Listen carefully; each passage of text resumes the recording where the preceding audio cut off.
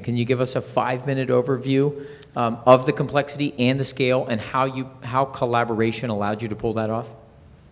Yeah, well, I really resonated with some of the things that we heard in the Credit Suisse presentation, because I liked this idea, which I think is one of the important factors that we looked at, of some global focus on being efficient and creating the platforms that can be used, but with a regional emphasis and regional touch to each of it. So at Sun, we were a technology company, and so we were so convinced of the ability of technology to help connect people from a learning perspective that we actually recruited in someone who came out of, and in fact Charles is here today and we'll be doing a demo tonight, but he was the chief architect of Java Tools. So he was a pure technologist. It wasn't just going into the IT function. He was the kind of guy that the IT function was going to help build things for them. And so he came in and really helped us, turn upside down the idea of how you could connect people. And so that included, creating ability for people to create and share content with another.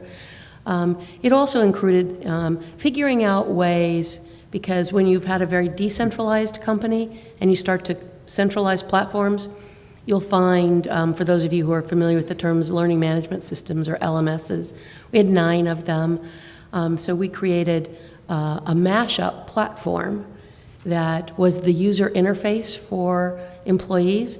And as we sunsetted LMSs in the background, nobody knew, because we had this mashup platform that was the one single entry to the learner. So, so what we were really committed to was trying to make it simple for users, and so give them one place to go instead of 9 places to go.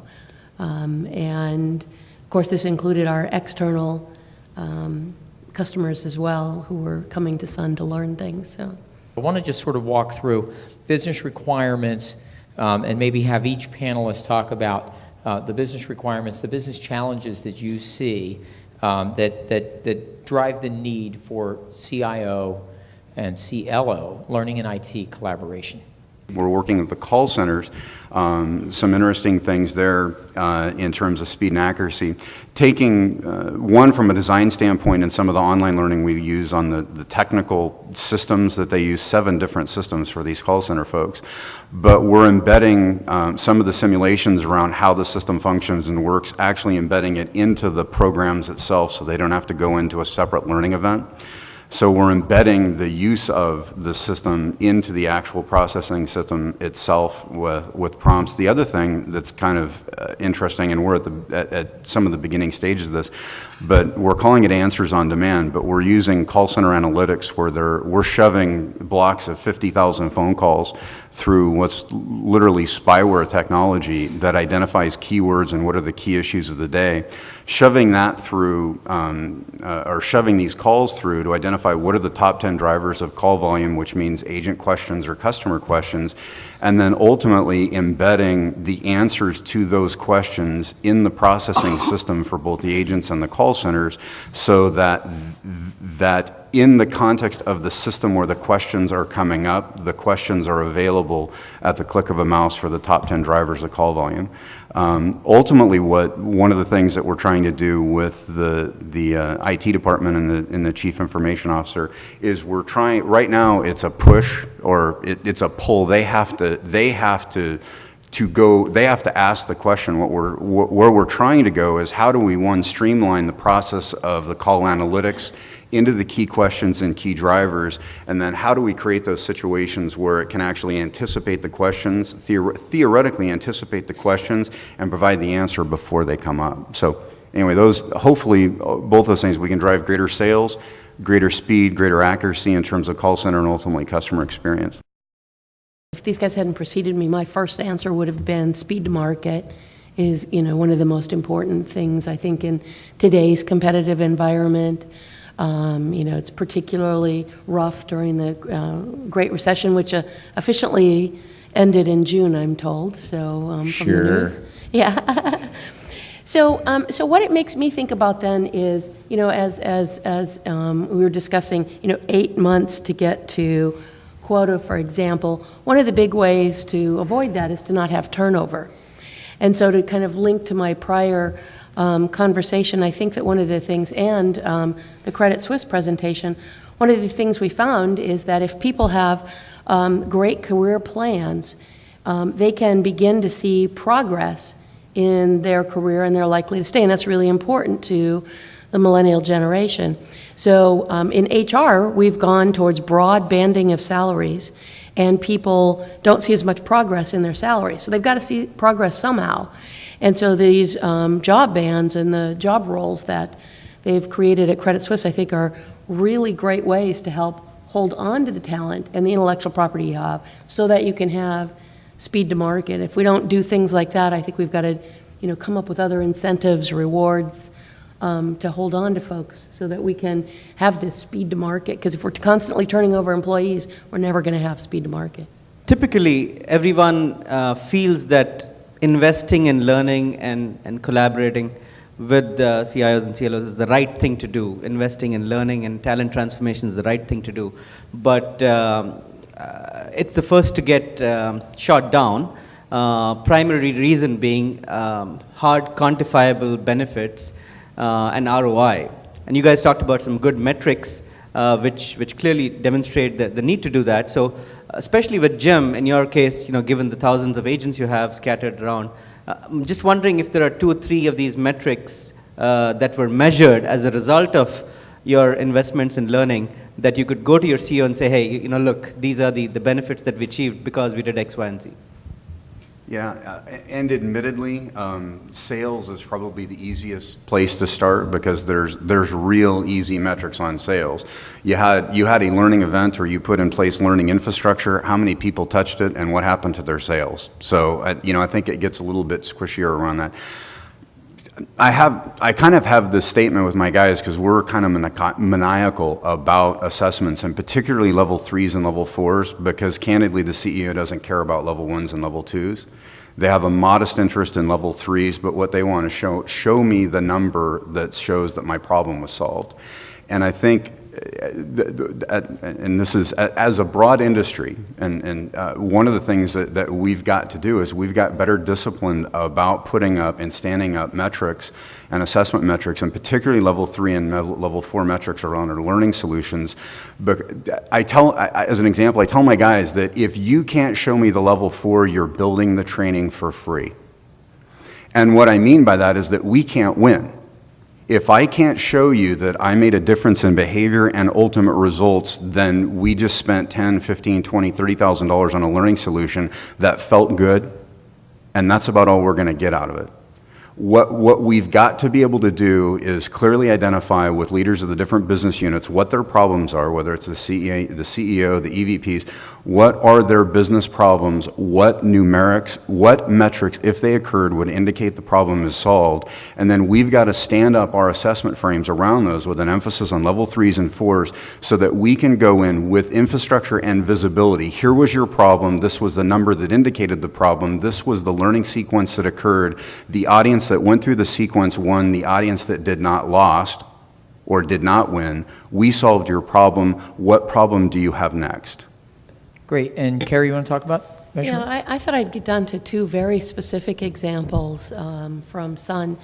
So the first one is sales, and I agree that it's pretty easy to do sales, but not everybody does it. So one of the things that we did was we designed to try and also accomplish this motivation factor. We said that every salesperson had to achieve accreditations, and they had to achieve them at least one in the first 6 months that we rolled out a program. We had the head of sales behind us. It was a collaboration with IT and with sales, so it was an IT solution. And we said, we don't care how you learn what you have to learn, but you have to A, pass a test, B, you have to demonstrate a behavior, and that behavior is going to be that you've incorporated your new knowledge into an account plan. And your manager is going to review that account plan and sign you off, and that goes into your records. And then the third thing you had to do was actually make a sale. And sorry for this cold. When you made the sale, they recorded that, that sale into the learning management system. So we invested $10 million in our overall training program for 15,000 salespeople, included some technology to enable it. And in 9 months, we returned $341 million in sales of products that the sales guys had never sold before. So it was a kind of a cross-training, sell everything on the back of the truck kind of thing. So that was a phenomenal return on investment, and we just incorporated it into what you actually had to do. The second thing that we did was, as part of that, we rolled out a technology that was kind of like, it was a precursor to Jambook. It was kind of like a YouTube for inside an organization. And we had a third party come in and actually measure return on investment. So they looked at things like how much efficiency we developed, how many products, how many pieces of content got delivered in ways that couldn't have ever been delivered before, or in customer sales calls or customer service calls. Are they able to answer the question faster? So do the time elements get shorter? And so, again, we got a third party evaluating that to be able to tell us that yes, indeed, we were saving money. I think one of the issues is these can be really expensive studies. So you have to design, in the first case, it wasn't expensive to design the program to be that. In the second case, where you bring somebody in to study it, that's expensive. So you also have to figure out what's the most efficient resources when you're going to look at how do we measure the overall impact to business. If I could, I'd like to Please. kind of bolt on to that, because in terms of that CIO, CLO piece, when you look at all the technology, and then to use the sales example, sales folks tend to be I would argue, tend to be very gregarious, and they don't like to do a lot of administrative tasks, especially when they're independent contractors. And so one of the things that we're working with closely with IT is how do we, in terms of being able to track the performance, and was there a difference in performance for those that engaged in learning versus those that didn't, or how deeply they engaged in learning. We're working with them to try and identify and find ways so that the tracking of the behaviors and the tracking of the level 4 results are occurring as a natural part of their work processes. Exactly. So that we don't have to count on them, hey, when you go to this screen and you've actually done a fact finder for the client, could you check this box that you've done the fact finder? They never check the box, and therefore we never get credible data on did they use the fact finder. Then you start to get into that next level of, can we get there from a technology standpoint? If it's one thing if you used a fact finder, then you start to get into some of the stuff around, were they effective in using it? Because there's a way to use a fact finder that works better than others. And how are we doing in terms of driving to not only just a good behavior, but trying to get alignment and see if we're actually exhibiting the best practice behaviors. And so it gets increasingly more complex, and how is it that we, through technology, can start to identify those things?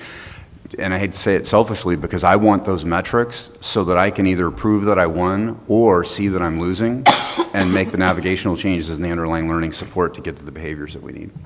It's huge, and to your point, it's extremely expensive, which is why the CEO's got to be your best buddy.